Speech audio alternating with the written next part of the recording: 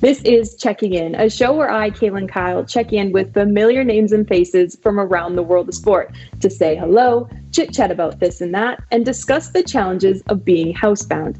Today, I will be checking in with midfielder for your US men's national team and Schalke, Weston McKennie.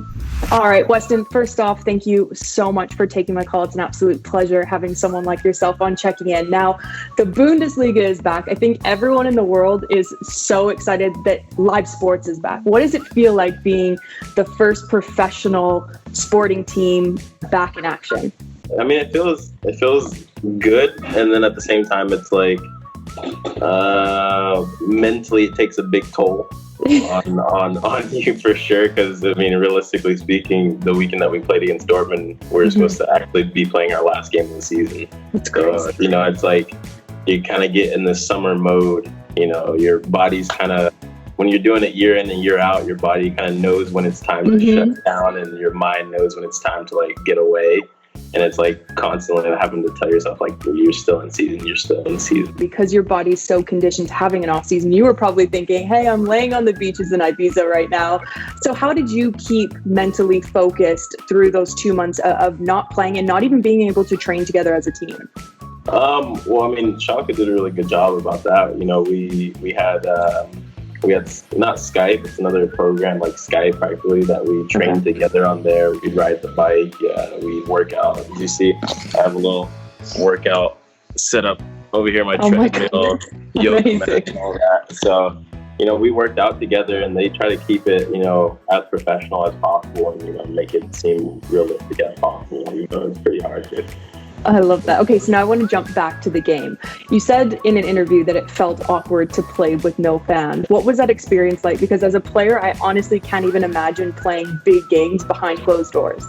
Yeah, I mean, like you said, it's considering it's a derby and it was a big game. Many players can be like, you used to play in front of no fans when you were younger and everything, but in a game like that, so big, it definitely takes a toll. But at the end of the day, every player knows that it's 11v11 on the field. Only those guys are going to solve, what happens. So at the same time, you're like, okay, it's awkward. It feels like a preseason match behind closed doors or like a friendly. And I don't know. It's one of those things, like, you really have to be there and experience it for yourself to be able to like, put it in words. Because you're just like, you're walking out, you go to warm up, you can't say hi to your friend. Like, Gio Reyna's on the other team, or Manu Akanji, I can't even go up and say, like, yo, what's up? It's like, you can't even give him a hug or a high five. How's it going? Obviously, you're going there with no fans, so maybe a good thing for a team like yourself. But when you're going up a player of Holland, what's it like playing against a player of his caliber? Honestly, like, I don't watch soccer. I don't watch sports in general. Wait, what? Yeah, no, I don't watch sports. Okay.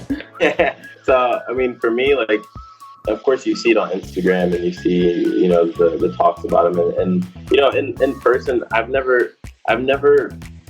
played maybe against 1 or 2, 3 players that I've, like, been like, oh, wow. And he's a really good player. Obviously, for his age, he's outstanding. He's doing things that players, with experience can't even do.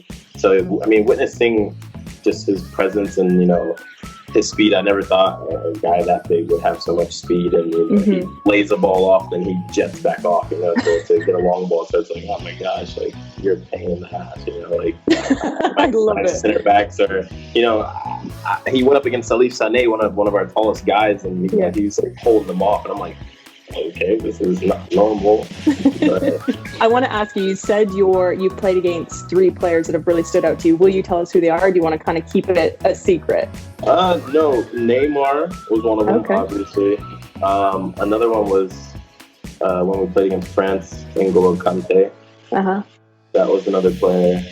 And another one I'd probably have to say is Thiago. Okay, interesting. Obviously, it's a player that I play, multiple years now, but the things he does with the ball and the situations he gets out of, you can't really pressure him, Do your pre-game rituals change when it comes to prepping for games now? Honestly, no. I've always been a type of player, like, no matter what the situation is. I'm in the locker room controlling the music and dancing in the locker room before a game. Hold on, are you a good dancer? Yeah. Can we see something? Can you teach me something? Please. I'm going to get you out of the toilet paper challenge if you will dance for us. Like, just give us like a little move. I'm putting you on the spot right now. The fans need to see it. I need to see it. I mean, what do you want to see? I mean, what's your like go-to move if you're going to like, I'm not saying you go to nightclubs, but if you were to go to a nightclub, what's like your go-to move? If a good song drops. Honestly, it's like even, I'm sure you see Addison Rae or all of them, like just like the whoa, you just sit there just like, whoa. I love it. Okay, you've officially gotten yourself out of the toilet paper challenge because you've danced for us. So congratulations. So obviously Bundesliga is back. So all these other leagues are going into small group training sessions. You're seeing it here in the MLS. If people want to take one thing away from what you guys are doing in order to return to play safely, what can they look at? Definitely self-isolation at home. Everything's opening up back here and people can go into the city, go on, to a cafe, go to restaurants, but even the players like on the team, like we still stay at home. Right now, my chef here is cooking. Like I don't go out to restaurants. I don't, do none of that. So like, I guess that's one of the things, like just discipline. You have to be really disciplined for it and take it serious. I want to jump back because you actually recently said that one day it's your dream to play in the English Premier League. Tell us a little bit more about that. Yeah, no, like I said, I'm not a player that watches sports often, but I have a good sense of, where I may fit in and where I may my style of play could, be at its maximum. And I think, the Bundesliga is, like I said, is a really good starting point and really good, league to be in, as well as, like I said, as a young player coming in, you want minutes, and going to England at a young age is pretty hard to do. Yeah. So I think, for me, my dream, like I said, always to go to England. They have a robust type of playing style. Yeah. They go into tackles and they, that's where I fit in, I feel like. So, obviously that's my goal and that's my dream to go there. Obviously, I'm happy where I am right now. And I have Schalke to thank a lot for because they're the ones that took a chance on me. Literally me coming over here, I didn't have any other looks at any other teams like in Europe whenever Schalke saw me. So definitely have them to thank a lot for. But my goal at the end, definitely play in the Premier League. What 3 teams could you see yourself fitting into the best? I don't know, honestly. I think any team that needs midfielders to break up plays and win balls and give it to the attackers, or any team that needs a box-to-box midfielder that realizes what position I am and what I can offer to the table, then I think that, like I said, I don't watch soccer, so I wouldn't really know where I would fit in the Premier League. I love that. I just know I fit in the Premier League. I just wanted to put you on the hot seat just to see if you give us a team. Arsenal out of it just because I think they're too Kaka for me. I want to jump into the Instagram dive. This first one is a picture of you, Pulisic, and Adams. Now, I want to have a little bit of fun with you. Out of the 3 of you, who is the worst dresser? And yes, this is all about throwing someone under the bus. I might have to go with Tyler Adams. Ooh, I'm going to tag him in this. So, no problem. If the 3 of you didn't play football, who would struggle the most in everyday life? Oh. Honestly, that would either be me or Christian. Okay, I like it. I like that there's 2 of you, so it's not just one. So that's good. And you put yourself in the mix. No, that wasn't just to be nice. I think it would be me or Christian. Tyler's really, really mature, and yeah, he knows the whole thing. I love it. Okay, source loser. Christian. Most likely to flake on a plan. Tyler, okay. Worst roommate. Me. Why are you a bad roommate? Well, if Tyler, because normally I don't know when Chris, it's like with both of them. Like if Tyler's chilling and trying to like relax or something, I may like start acting crazy in the room and be loud and obnoxious, or like jump on his bed and like. Oh, okay. So you got a lot of energy. And if it's Christian, like I said, he's a source loser. So if he's playing Fortnite or something and a guy kills him, I just like rub it in his face, like, bro, you can't handle it. He's like, shut up, or I'm gonna beat you. Like, shut up. You captained the U.S. men's national team in the Gold Cup final. Obviously not the result that you guys wanted, but as such a young player, wearing the captain's armband for the U.S. men's national team, what went through your head and what was that feeling like?